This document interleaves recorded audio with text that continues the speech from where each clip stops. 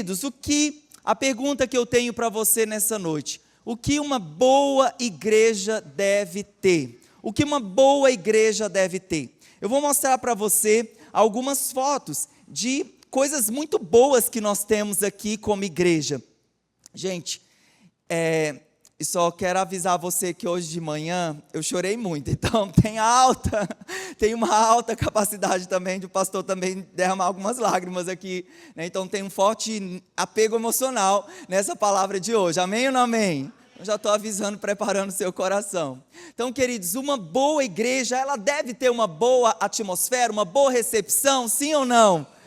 No domingo passado estava caindo um pé d'água e você viu aí os irmãos pegando água, facilitando a sua entrada na igreja, e eles sempre nos recebendo com tanto amor, com tanto carinho, com um abraço. Esse pessoal da atmosfera é fenomenal. A sua igreja, e é uma das marcas dessa igreja também, nós temos um forte trabalho com os nossos adolescentes, né? Então são acampamentos, o culto dos adolescentes, aos domingos pela manhã. Inclusive, de repente, se você não sabe ainda, domingo de manhã nós temos uma classe de ensino bíblico para os adolescentes. Eu gostaria de voltar a ser adolescente com o ministério de adolescentes tão incrível que nós temos aqui.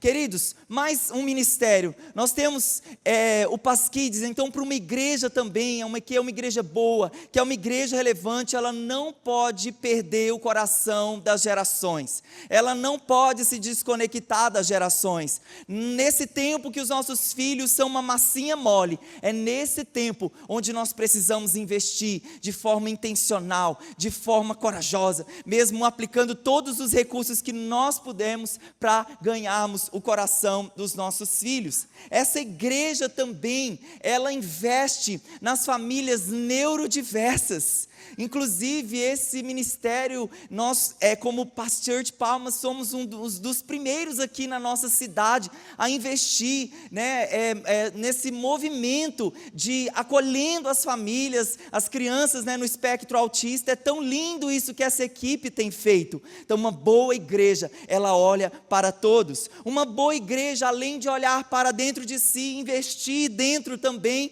mas ela é uma igreja que olha também para fora. É uma igreja que investe fora das quatro paredes. É uma igreja que socorre os necessitados, que ajuda os abatidos, os aflitos lá fora. Então nós temos um ministério mega top das galáxias, o nosso querido Amor em Ação. Uma igreja boa também, ela tem uma adoração, ela conduz o povo de Deus em adoração, como esse tempo tão incrível e poderoso que nós tivemos aqui. É tão importante esse momento onde olhamos para o Senhor e nós temos também uma equipe tão top das galáxias. Uma igreja também, ela precisa ter um bom pregador. Eu não sei se você gosta do pregador dessa igreja.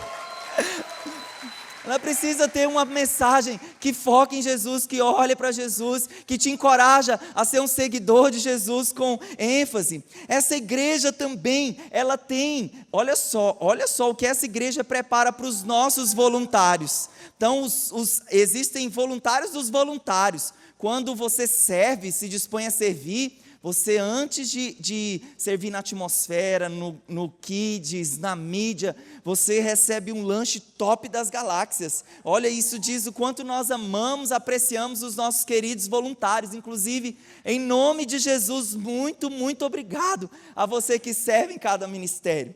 Também nós temos essas nossas programações para os nossos jovens. Então, os nossos jovens investimos pesado também. E algumas vezes no ano nós temos alguns acampamentos. E muitos anos, ao longo desses 16 anos, alugamos outros lugares. Mas para a honra e para a glória do Senhor, nós temos um lugar que é nosso. Nós temos um lugar onde muitas vidas têm se entregado para Jesus, através dos acampamentos e através dos encontros com Deus. E uma igreja também que é muito boa, ela investe nas famílias. Então nós temos ao longo dos anos investido nos casais, investido nas mulheres, investido nos homens. Queridos, eu ficaria horas e horas rasgando seda para cada um de vocês, para a igreja do Senhor que é tão preciosa. Essa igreja é mega top das galáxias. Eu queria que você aplaudisse ao Senhor por esse corpo de Cristo, por sermos as pedras vivas do Senhor. E eu poderia Eu poderia continuar citando tantos e tantos servos, e tantos ministérios, o coral, dança, mídia, decoração, tantos e tantos, nossos anfitriões, nossos líderes, supervisores, amém. Queridos, muito obrigado, você que serve com alegria o Senhor. Essas são marcas excelentes, né, de termos, de conduzirmos a igreja, mas existem marcas essenciais. Existem marcas essenciais que uma igreja, um povo de Deus não pode deixar de ter. Essas outras coisas, elas acontecem em detrimento do que nós vamos compartilhar aqui hoje. Então eu vou compartilhar com você marcas que são essenciais. A Bíblia diz que antes de Jesus ir para o céu, Jesus disse para os discípulos: aguardem a descida do meu Espírito, aguardem que meu Espírito seja enviado, permaneçam na cidade unidos em oração. O mesmo Jesus, ele disse em Atos 1:8, e recebereis o poder ao descer sobre vós o Espírito Santo, e serão minhas testemunhas em Jerusalém, em toda a Judéia, em Samaria e até os confins da terra. E o que aqueles discípulos fizeram? Eles esperaram, eles aguardaram. E a Bíblia diz que o poder, o Espírito Santo foi derramado em cumprimento à profecia de Joel, onde ele seria derramado sobre toda a carne. E a Bíblia diz que quando o Espírito Santo veio, o local onde eles estavam reunidos, como um vento muito impetuoso, encheu aquela sala, apareceram línguas como de fogo, aquele povo ficou como se estivesse embriagado. Os de fora, ao ouvir aquele movimento, eles procuram saber o que está acontecendo. Que confusão é essa? Eles estão embriagados. O que está acontecendo? O que estava acontecendo era que o Espírito Santo havia derramado, encorajando, empoderando a igreja do Senhor para um novo tempo, para uma nova fase. E nesse mesmo tempo, respondendo essa pergunta, o que está acontecendo, o apóstolo Pedro, ele se levanta, declarando a palavra, ele se levanta apontando para Jesus, com uma mensagem que apontava para o nosso Senhor. Ele falou sobre a vida de Jesus, ele falou que Jesus morreu, que Jesus ressuscitou, e que Jesus em breve voltaria para buscar a sua igreja. E naquele dia, um apelo não brotou de Pedro para a igreja, um apelo brotou da igreja, das pessoas para Pedro, onde eles disseram: o que haveremos de fazer diante dessa realidade? O que haveremos de fazer diante dessa realidade? E a Bíblia diz que Pedro, lá em Atos 2:38, ele diz: arrependam-se. Olhem para Jesus, arrependam-se, sejam batizados, seus pecados sejam perdoados e recebam o dom do Espírito. Sabe o que aconteceu? Houve uma resposta. Diga assim comigo: houve uma resposta. 3.000 pessoas. A igreja começou ali já com 3.000 pessoas que foram batizadas, que estavam ali cheias do poder do Espírito Santo. E a partir de então, essa igreja, ela começou se movendo com marcas poderosas. Todas as vezes que leio esse texto, eu quero saltar de alegria. Todas as vezes que eu leio esse texto, ele encoraja o meu coração. Acompanhe comigo a leitura de Atos capítulo 2, versículo 42 ao 47. A Bíblia diz: eles se dedicavam ao ensino dos apóstolos e à comunhão, ao partir do pão e às orações. Todos estavam cheios de temor, e muitas maravilhas e sinais eram feitos pelos apóstolos. Os que criam mantinham-se unidos e tinham tudo em comum. Vendendo suas propriedades e bens, distribuíam a cada um conforme a sua necessidade.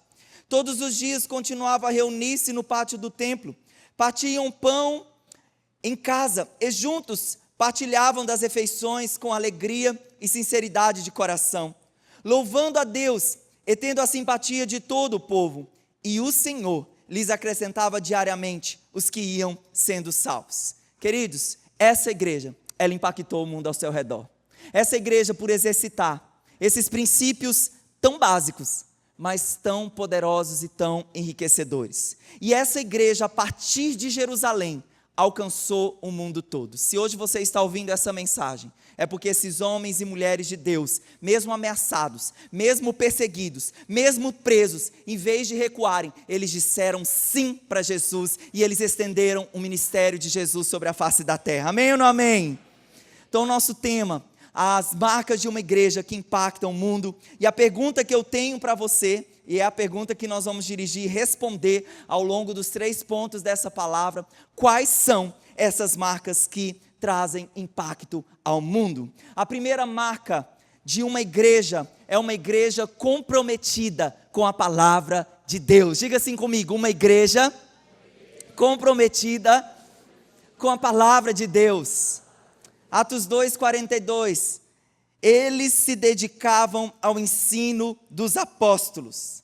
Queridos, uma igreja que traz impacto ao mundo é uma igreja que é fiel às Escrituras. Diga assim comigo, fiel.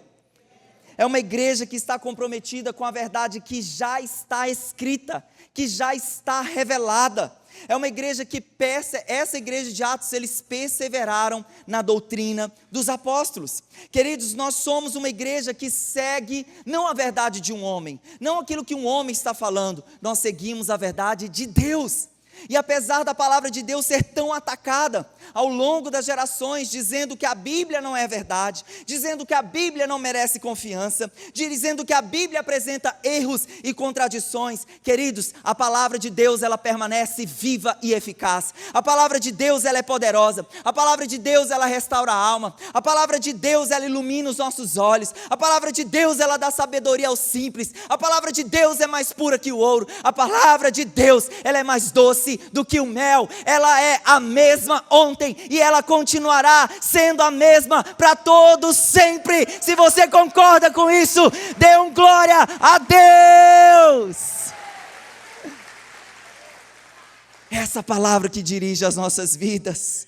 Queridos, é impossível nós impactarmos o mundo ao nosso redor, porque a Bíblia fala que Deus criou o mundo pela palavra.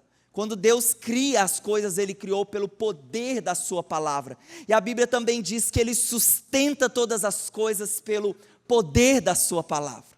Então, embora, queridos, nós tenhamos um bom louvor, um bom kids, um bom start e todas as coisas boas que essa igreja tem, mas sem a palavra de Deus nós seríamos apenas um clube social.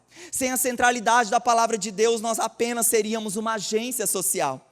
Porque, queridos, o que nos distingue como igreja de Deus é o compromisso com a verdade, é o compromisso não somente com a pregação do Evangelho, mas também com a vivência do Evangelho. Não apenas ouvintes, mas também praticantes da palavra de Deus. Queridos, e nós temos 10 valores como igreja, né? Essa igreja é regida por alguns valores, e o primeiro valor dessa igreja, valor número 1, amar a Deus, nosso principal valor. Diga assim comigo, amar a Deus. Essa é a nossa prioridade. Querido, se você diz que ama o Senhor, você deve amar a sua Bíblia. Se você diz que ama o Senhor, você deve ter um relacionamento com a sua Bíblia diariamente. Não apenas dedicando a ouvir a palavra aqui aos domingos, mas também durante a semana. Nós muitas vezes perguntamos para as ovelhas, às vezes que estão passando por situações difíceis, adversas, e eu pergunto, irmão, como está o seu tempo a sós com Deus? Como está o seu tempo a sós com a palavra de Deus? E muitas vezes o que se ouve é um sorriso amarelo, dizendo, pastor, eu já estou um tempo sem ouvir. Pois é, por isso que talvez você esteja passando por essa adversidade. Queridos, nós não podemos abandonar as Escrituras, nós não podemos deixar de meditar, nós não podemos deixar de observar a palavra de Deus. E eu queria muito honrar, aproveitar que essa mensagem está sendo gravada e nossos pastores estarão ouvindo, mas eu queria muito honrar o Senhor, viu, pastor Jackson? Porque ao longo desses 16 anos, desses 14 anos que ele esteve aqui, queridos, foi muito raro as palavras onde o nosso pastor, onde o supervisor dessa igreja, ele não abordou esse ponto. Ame a sua Bíblia. Eu queria muito valorizar o nosso líder, nosso pastor, porque ele nos aponta para Jesus. Porque na maioria de suas palavras ele falou, queridos, se vocês querem uma transformação na sua vida, vocês precisam passar por um reabibliamento. Quantas vezes ele falou isso aqui? Nós precisamos passar por um tempo de reabibliamento, de voltar o nosso coração para a palavra de Deus. Então, muito obrigado, pastor Jacques, e pela pastora Meila, por esse coração. Amém. Mas o pastor e bispo das nossas almas, Jesus, ele disse lá em João 10, que as ovelhas, elas ouvem a voz do seu pastor. E por ouvirem a voz do seu pastor, elas não ouvirão a voz de estranhos. Como ouvir a voz do pastor? Ouvindo a sua Bíblia, se dedicando à Bíblia. Querido, e aqui em Atos, algo aconteceu. Uma resposta partiu do povo ao se dedicarem à palavra. A Bíblia diz lá em Atos 2:43 o que havia no meio da igreja. Olha só, todos estavam cheios de temor. Todos estavam cheios de temor. Em uma outra versão diz, em cada alma havia temor.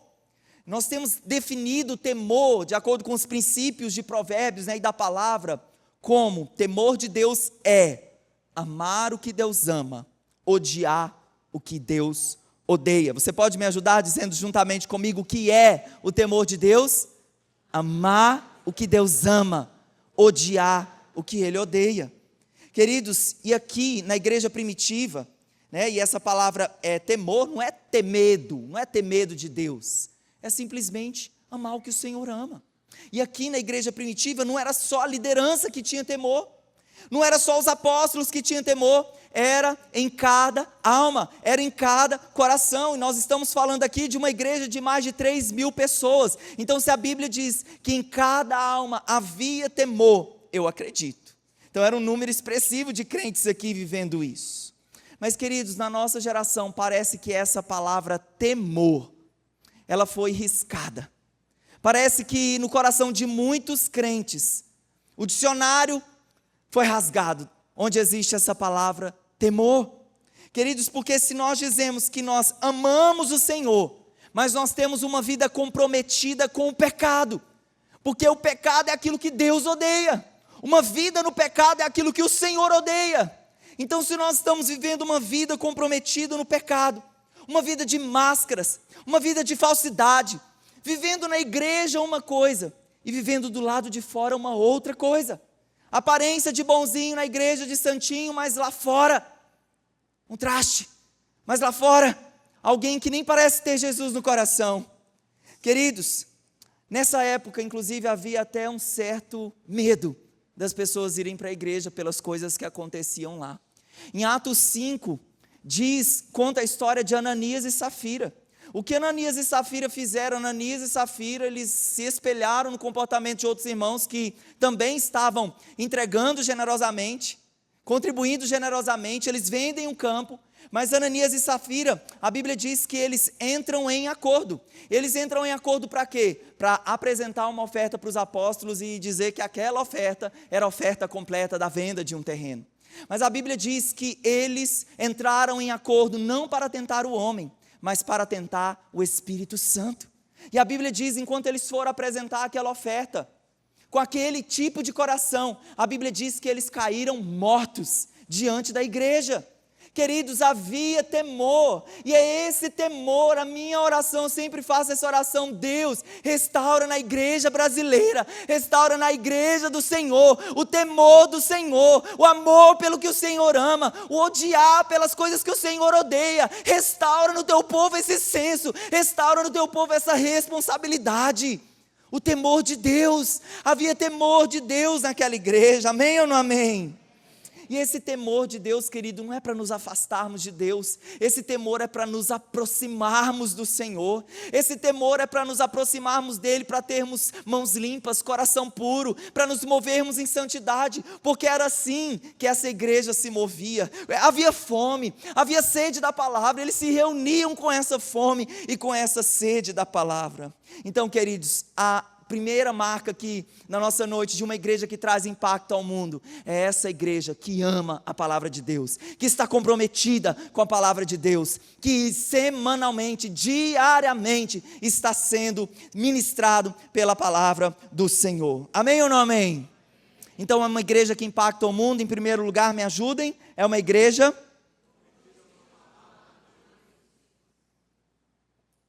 essa igreja também estava muito comprometida com a oração. Essas duas disciplinas espirituais, elas são melhores amigos. Oração e palavra. Oração e palavra. Atos 2:42, eles se dedicavam às orações. E se tem um hábito que a igreja primitiva, ela praticava, um exercício constante, diário, era a prática da oração. Vou ler com você aqui alguns textos. Atos 1,14, todos eles se reuniam sempre em oração. Em uma outra versão diz, eles perseveravam unânimes em oração. O que significa isso? Enquanto estivermos orando, por exemplo, o pastor está falando, queridos, vamos orar por fé, vamos orar por cura, né? Vamos orar nesse sentido. A igreja, ela se move orando pelo mesmo ponto, pelo mesmo sentido, isso é orar em unidade. E a igreja de Atos perseverava unânime em oração de concordância. Atos 3:1, certo dia, Pedro e João estavam subindo ao templo na hora da oração, às 3 horas da tarde. Então aqui diz que havia horários de oração. E nós como igreja, nós temos em nossa agenda semanal e mensal, tempos onde você pode coletivamente fluir em oração. Hoje nós temos, por exemplo, nesses 21 dias, inclusive eu não posso falar que eu fiquei encantado, porque eu sei que essa é uma igreja de oração, mas na segunda-feira nós tivemos 120 pessoas no nosso Google Meet, orando juntos, orando em concordância. Eu falei, uau, Senhor, esse povo está ansioso, ansiando o avivamento. Então nós temos, além desses 21 dias, orando, inclusive, você pode entrar amanhã, né? Na terça-feira nós vamos ter o pastor Jackson orando com a gente lá. Ora, entra junto lá para a gente orar junto com ele. Queridos, nós temos também as nossas áreas, oram nessa forma online, que é uma forma mais prática para nós. Então, para não deslocarmos, vindo aqui à igreja, semanalmente existem orações online. Os nossos ministérios também exercitam essa prática. Uma vez por mês, nós estamos reunidos aqui, na última sexta-feira de cada mês, para o Pass Pray.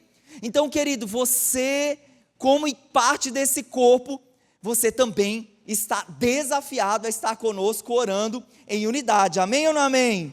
Queridos, Atos 4:31. Depois de orarem, tremeu o lugar em que estavam reunidos. Todos ficaram cheios do Espírito Santo e anunciavam corajosamente a palavra de Deus. Sabe o que acontecia?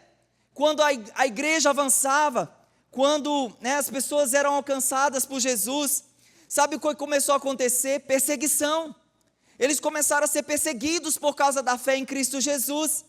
E querido, se você for ler a palavra em todo o Novo Testamento, no livro de Atos, você não vai encontrar em nenhum momento eles reclamando, eles dizendo, mas Deus, o Senhor nos mandou fazer isso, por que tanta perseguição? Por que, Senhor? Por que esses problemas? Por que essa doença, essa enfermidade? Não. Nós víamos a igreja ali, em vez de reclamar, era uma igreja que orava, era uma igreja que mesmo sendo afrontada, mesmo sendo perseguida, eles iam para o Senhor e eles pediam, Senhor, nos capacita ainda mais, obrigado pelo privilégio de sermos perseguidos, nos capacita ainda mais para pregar o Evangelho com ousadia. E eles oravam para que o Senhor continuasse estendendo a mão dele para curar, para fazer milagres poderosos. Inclusive, por causa da perseguição, a Bíblia diz que o apóstolo Pedro foi preso, que estava anunciando a palavra, ele foi preso. E a Bíblia diz que enquanto ele estava preso, a igreja orava de forma incessante por ele. E um milagre poderoso aconteceu. E a Bíblia diz que Deus envia um anjo. Deus enviou um anjo, e olha o quanto a Bíblia é específica. Deus envia um anjo para abrir os portões de ferro. Olha só. Portões de ferro, ou seja, uma fortaleza. Não eram portões de plástico, eram portões de ferro. Enquanto a igreja estava orando, havia milagres acontecendo. Então tudo isso estava acontecendo porque o povo estava orando. Então eles oravam no templo, eles oravam de casa em casa, eles oravam nas prisões, eles oravam para que as perseguições fortalecessem os seus corações, eles oravam pedindo cura, pedindo libertação, pedindo salvação. Os líderes oravam. Você que é líder nessa casa, você precisa orar, mas não somente o líder orava, o povo todo orava. É para todos nós essa missão, é para todos nós. O pastor Hernandes Dias Lopes, ele disse o seguinte sobre a igreja que traz impacto ao mundo: a igreja só impacta o mundo se caminhar de joelhos, na dependência de Deus. Sem oração não há poder, sem poder não há cristianismo. Falando sobre essa vida de caminhar de joelhos, né? Então é só uma ilustração, né? Não é que sempre eu vou sempre orar de joelhos, né? Você pode orar andando, caminhando, num monte, em pé, deitado, até mesmo dentro do banheiro. Mas olha só que incrível que a tradição conta que Tiago, autor da carta de Tiago, irmão do Senhor, a tradição diz que Tiago foi chamado de o apóstolo dos joelhos de camelo. O apóstolo dos joelhos de camelo. Sabe por quê? Porque os joelhos de Paulo, né, e lá nos seus pés, ele tinha calos, né, como uns calos de joelho. Queridos, o apóstolo Paulo chamou Tiago, lá em Gálatas, de uma coluna da igreja. E é isso que acontece quando você ora. É isso que acontece quando você ora pela igreja, pelo seu pastor, pelo seu líder, pelos ministérios, pelas crianças. Você se transforma em uma coluna de sustentação da obra de Deus na face da terra. Que Deus levante muitos Tiagos, muitos joelhos de camelo. Passa a mão aí no seu joelho. Será que tem um calozinho aí de oração? Será que Jesus pode encontrar o calozinho aí de oração? Amém ou não amém? Amém foi fraco.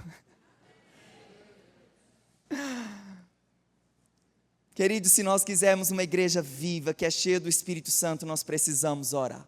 E todas as vezes que Deus quer fazer uma obra sobre a face da terra, Ele convoca a sua igreja para oração. Foi assim no dia de Pentecostes. Atos 2:43, em decorrência, em transbordo, né, dessa vida de oração, a Bíblia diz, e muitas maravilhas e sinais eram feitos pelos apóstolos. Então essa igreja, ao viver essa vida de temor de Deus, palavra, oração, ela se movia em fé, ela se movia no sobrenatural. E um dos maiores milagres experimentados foi a conversão de pessoas para Jesus. Esse é um dos maiores milagres de Deus para nós. Eu creio que muitos aqui podem testificar disso. De você orar pela conversão de um esposo, de um filho, de um familiar, e hoje essa pessoa que antes era um perseguidor da igreja, falava mal da igreja, hoje está aqui todo domingo, e até no culto das senhoras ele está aqui. Milagres, Deus faz, e eles viram milagres assim acontecendo, como por exemplo com a conversão de Saulo. A Bíblia diz que Saulo, ele era um perseguidor da igreja, ele odiava os cristãos, ele votava para matar, para perseguir, para afligir os cristãos. E a Bíblia, e a igreja dali viu a conversão de Saulo, onde Jesus derruba esse homem, onde Jesus dá um propósito para esse homem, onde Jesus diz, eu vou te usar, transforma ele completamente. A igreja viu esse milagre chamado conversão, a conversão de Paulo. Queria fazer uma pausa nessa história e fazer uma pergunta para você. Você é, querido, um convertido ou você é um convencido? Você é um convertido ou você é um convencido? Sabe o que é um convencido? O convencido é aquele que ele acha que ele pode todas as coisas pela força do próprio braço dele. Ele não precisa de ninguém, ele não precisa de um salvador. Ele mesmo, ele é autossuficiente, ele pode fazer todas as coisas. Mas, queridos, o que Deus espera de nós é uma verdadeira conversão. Sabe o que é conversão? É uma volta. É voltar o seu caminho ao Senhor. É experimentar o novo nascimento. E toda pessoa que é realmente convertida é uma pessoa que mostra frutos de arrependimento. É uma pessoa que mostra fruto de transformação. Nesses 16 anos, essa igreja ela não é a mesma. Desde o dia número 1 dessa igreja, ela não é, apesar de ter algumas pedras vivas, alguns anciãos, desde os primeiros dias, ainda aqui presentes, glória a Deus, mas nós não somos mais os mesmos, nós temos sido transformados de glória em glória, e é assim que acontece a vida cristã. É necessário haver transformação. Você é, querido, convertido ou você é apenas um convencido? Espero que você seja um convertido. Espero que você tenha passado por processos de transformação como Saulo passou de Saulo para Paulo. E olha só o que Jesus disse nessa área, né? Então, maior milagre aqui, conversões. mas também sinais, mas também curas, ressurreições. Jesus mesmo disse sobre os sinais que acompanhariam o seu povo. Acompanhe comigo aqui a leitura, Marcos 16, 17 e 18. Esses sinais seguirão aqueles que creem. Em meu nome expulsarão demônios, diga amém. Em meu nome falarão novas línguas, diga amém. Em meu nome pegarão em serpentes, diga amém. Em meu nome, se beberem algum veneno mortal, não lhes fará nenhum mal, diga amém. Em meu nome imporão as mãos sobre os doentes e esses ficarão curados. Esses sinais seguirão os que creem. Você crê? Você crê na palavra do próprio Senhor, querido? Então essa é uma marca que a igreja do Senhor deve carregar. Por onde você vai, esses sinais seguirão os que creem. E essa igreja de Atos, eles marcaram o mundo, porque impactaram o mundo, porque viveram dessa forma. Então Pedro e João estavam subindo ali para aquele tempo de oração, encontram um homem deficiente físico na porta da igreja, um homem que era colocado ali para sobrevivência, para ficar pedindo esmolas. Aquele homem que carregava uma marca de impossibilidade, como muitos de nós carregamos situações impossíveis, coisas que só Deus pode resolver.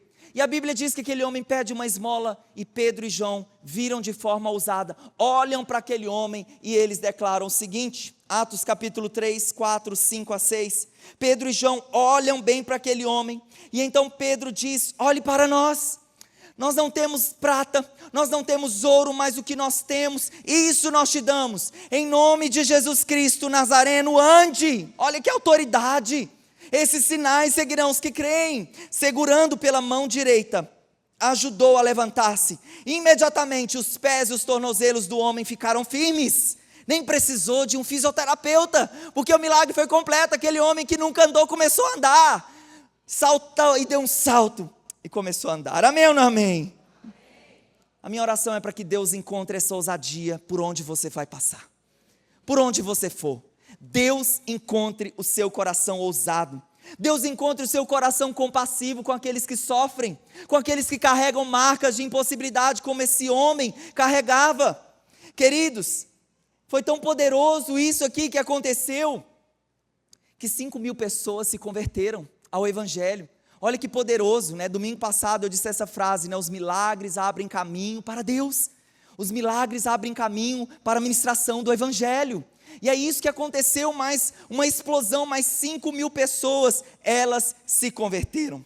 Então, queridos, nós temos uma palavra que, e eu acredito, né, quando nós vamos ajudar as pessoas, não é só providenciar um alimento para elas, o que é muito importante, um alimento físico, é muito importante sim ou não, alimentar as pessoas e ajudar as pessoas com pão. Com certeza, é bíblico, mas nós temos, querido, uma palavra que, além do alimento físico, além da ajuda, uma marca também que a igreja ali vivia, nós temos um alimento eterno. Então nós não podemos somente abençoar as pessoas do físico e dizer, vai embora, Deus te abençoe. Nós também precisamos compartilhar o Evangelho e compartilhar esse Evangelho através dos sinais, através da palavra, através de uma vida cheia do Espírito Santo. Então a manifestação do poder de Deus ali sobre a sua igreja era evidente. Eles quiseram parar os apóstolos, mas eles não conseguiram, porque a oração dos apóstolos é: Senhor, no meio dessas perseguições, que o Senhor nos faça mais corajosos. Quanto mais eles foram ameaçados, mais fervor brotou do coração deles. Quanto mais perseguição, mais coragem. Quanto mais sangue era derramado, mais a igreja de Jesus crescia. E certa vez um homem de Deus disse: o sangue dos mártires é a semente da igreja, é a semente dos cristãos. E alguém também disse que ninguém pode parar a igreja de Jesus. Amém ou não amém? Se é para Jesus, você vai dar um aplauso melhor, amém? Senão a irmã que começou o aplauso ali, ela fica, senão ela vai parar de aplaudir, né? As coisas que está dizendo aqui para Deus. Então, queridos, além da palavra, esse povo também estava comprometido com a oração. Então vamos dizer juntos, uma igreja comprometida com a palavra e com a oração. Em terceiro e último lugar, uma igreja comprometida uns aos outros. Vira para as duas pessoas que estão do seu lado e diga: uns aos outros. Uns aos outros.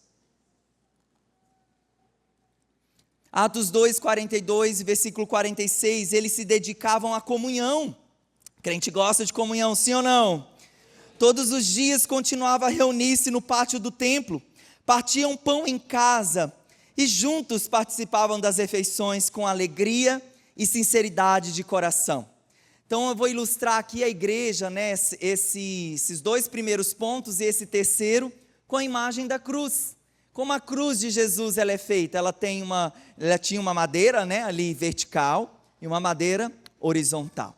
Então os dois primeiros pontos, né, a igreja comprometida com a palavra e com a oração, apontando para o Senhor, a igreja que ama o Senhor, a igreja que impacta o mundo é essa que tem os seus olhos no Senhor, mas também a igreja que impacta o mundo é essa que tem relacionamentos, que olha para o lado, que olha para uns aos outros.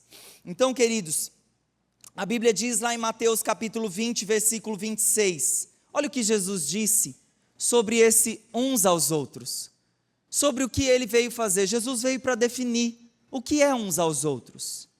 Ele disse, ao contrário, quem quisesse tornar-se importante deverá ser servo, e quem quisesse ser o primeiro deverá ser escravo, como filho do homem, e que não veio para ser servido, mas para servir e dar a sua vida por resgate por muitos. Então Jesus definiu que o seu ministério, que a sua obra na terra, não era somente, né, olhar para ele, mas também olhar para o nosso próximo, mas também é olhar para as pessoas que nos cercam, exercitar os uns aos outros. E essa igreja primitiva, eles aprenderam como Jesus, eles aprenderam a andar com Jesus, eles aprenderam a se doar uns pelos outros, e essa expressão uns aos outros, diga assim comigo mais uma vez, uns aos outros.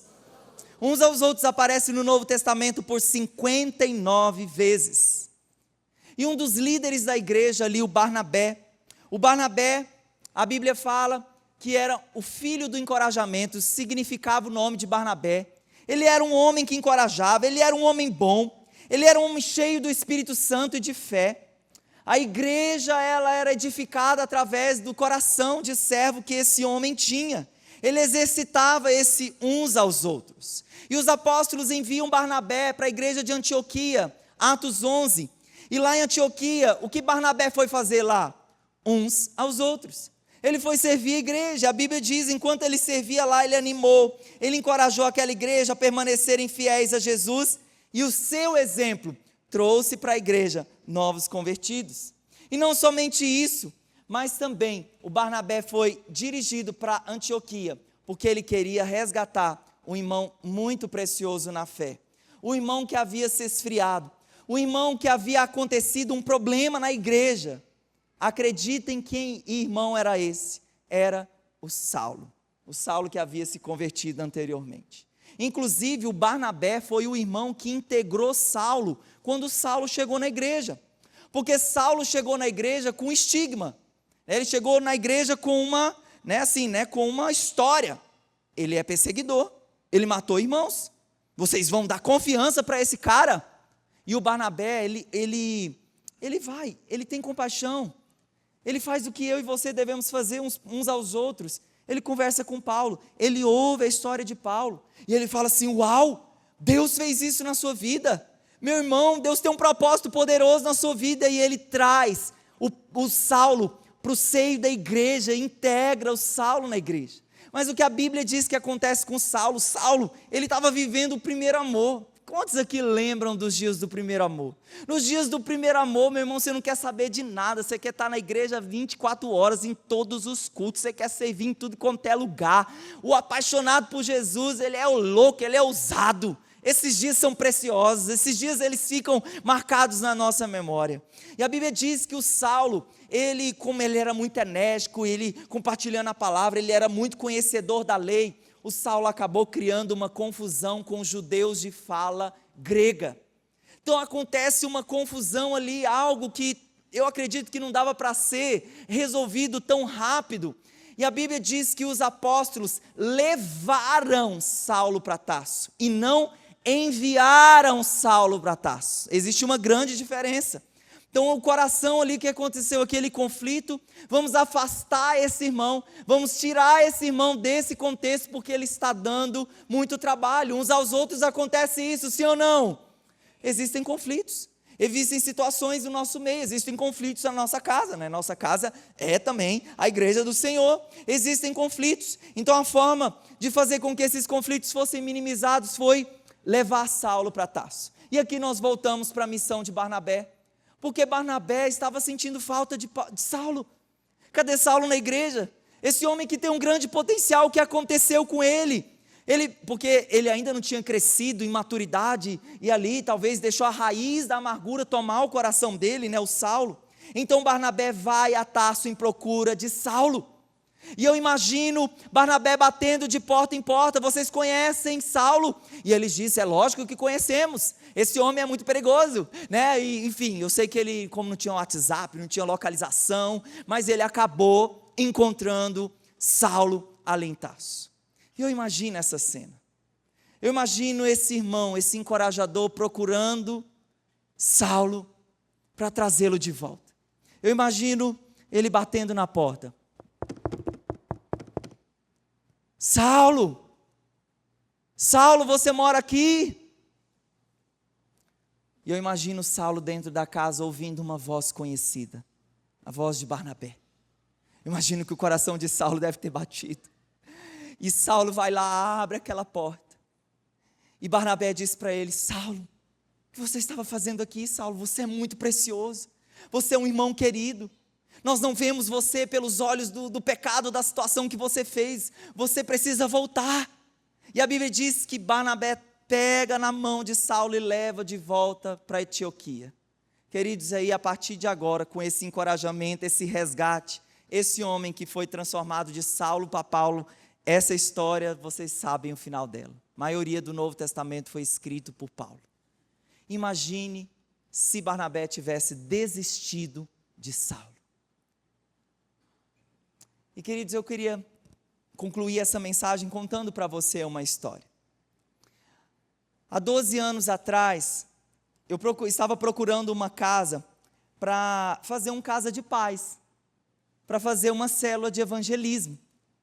E aí eu encontrei uma casa, uau, eles abriram a porta da casa para nós fazermos uma célula de evangelismo. E essa casa, ela carregava uma marca muito triste. O líder daquela casa, né, o varão daquela casa, ele tinha problema com alcoolismo. Então era tão lindo, né, ver aqueles irmãos abrindo a porta da casa, né, para algo de Deus acontecer ali. Mas havia uma impossibilidade, havia uma marca triste. Inclusive, irmãos, com muito amor e carinho, os meus olhos já viram tanta tristeza nessa área de abuso do álcool. Na minha opinião, crente não bebe não. Crente não passa por esse abismo, porque eu já vi tantas famílias sendo destruídas por causa desse mal, chamado abuso do álcool.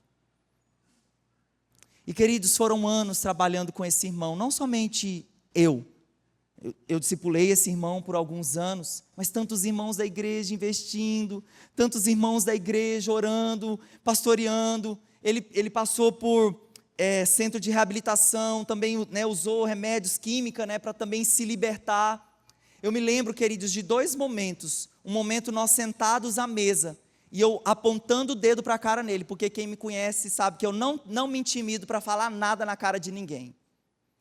E eu apontei o dedo na cara dele e falei: irmão, você precisa sair dessa vida, você precisa tomar vergonha na cara e sair dessa vida. A sua família está destruída, a sua esposa quer te abandonar, os seus filhos estão destruídos. Irmão, ele ficou invocado, ele levantou invocado, mas também, né, com uma ponta de dedo na cara desse jeito. E meus irmãos, uma cena que eu jamais vou esquecer, nós fomos discipular esse casal. Então, mesmo assim, porque sempre eu estava lhe encorajando: irmão, você vai romper, Deus vai te libertar, né? Você vai crescer na fé. E aí nós fomos lá discipular esse casal, sentar com eles. E naquele dia, o irmão, ele não apareceu. Naquele dia o irmão não apareceu. E aí nós fizemos o discipulado com a esposa, oramos com ela, encorajando: persevera. E se tem uma coisa que eu admiro muito essa esposa, Sabe por quê? Ela tinha todas as coisas para desistir. Ela tinha todas as coisas para falar: eu não quero célula na minha casa, eu não quero discipulado, eu não quero servir. Que é o que acontece com muitas pessoas. Quando os problemas começam a chegar na vida delas, meu marido não sei o quê, eu estou com problema nisso, naquilo, e elas deixam de servir. Queridos, o serviço é um instrumento de Deus para trazer cura ao nosso coração. Porque quando eu estou servindo, Deus está providenciando cura para o meu coração. Amém ou não amém? Não desista, porque Deus está trabalhando no seu coração nesse tempo. E aí, irmão, nós nos despedimos desse discipulado, oramos com a irmã. Depois de 10 minutos ela nos liga: pastor, por favor, corre aqui em casa. E eu já fiquei assim, meu Deus. Esse irmão não era violento, ele não tinha essas coisas de agressão, graças a Deus. Mas nós chegamos ali, queridos, e uma cena que eu jamais vou esquecer. O irmão estava completamente convalescido no chão, com um baita catombo na cabeça. Uma imagem assim, que é a imagem que o pecado faz conosco, nos destrói. Irmãos, eu fiquei assim: Senhor, tem misericórdia. Levantamos o irmão, a esposa tomou banho nele, continuamos declarando fé, declarando fé, declarando fé. E queridos, eu quero dizer para você, que essa família é uma das famílias que eu mais admiro. É uma das famílias mais cheias de Jesus que eu conheço aqui nessa igreja. Essa família, nesses 12 anos, eles têm uma poderosa igreja de crianças nessa casa. Eu queria que o Cláudio e a Creuma se levantassem. Eles estão aqui no nosso meio. Deus, Ele faz infinitamente mais. Deus faz infinitamente mais. Deus honrou a fé dessa mulher. Esse homem tem um coração de servo maravilhoso. Eles abrem a casa deles para crianças serem salvas, transformadas. Eu digo para você, uns aos outros vale a pena. Vale a pena não desistir das pessoas. Vale a pena. Vale a pena ou não? Vale a pena ou não, Cláudio? Cláudio é um homem de Deus. Amém? E eu creio, se há alguma impossibilidade na sua casa, a igreja de Jesus, que carrega a marca do amor, vai te auxiliar em nome de Jesus, amém? Pode sentar. Queridos, Jesus disse, Ele veio para dar a sua vida. E nós temos aqui na nossa igreja muitas bacias e toalhas para você servir, para você se importar com as pessoas, para você ir atrás de pessoas. Então, nós tem toda a palavra uma forma prática. Você quer servir? Você quer servir a Jesus nos ajudando nas inúmeras áreas, como eu mostrei para você no início do culto. Procure o balcão ali, com o nosso ministério também ali de informações, onde você vai dar o seu nome, você vai servir em alguma área da igreja. Mas eu queria concluir essa mensagem dizendo que ali em Atos 11, pela primeira vez, os cristãos, pela primeira vez os irmãos, a igreja, eles foram chamados de cristãos. Pela primeira vez, eles foram chamados de cristãos. E por quê? Porque o mundo ao redor viu Jesus neles. Porque o mundo ao redor viu a presença de Deus neles. Porque o mundo ao redor viu a face de Cristo na face dos discípulos. Então, as 3 marcas que impactam o mundo: compromisso com a palavra, compromisso com a oração e compromisso uns com os outros.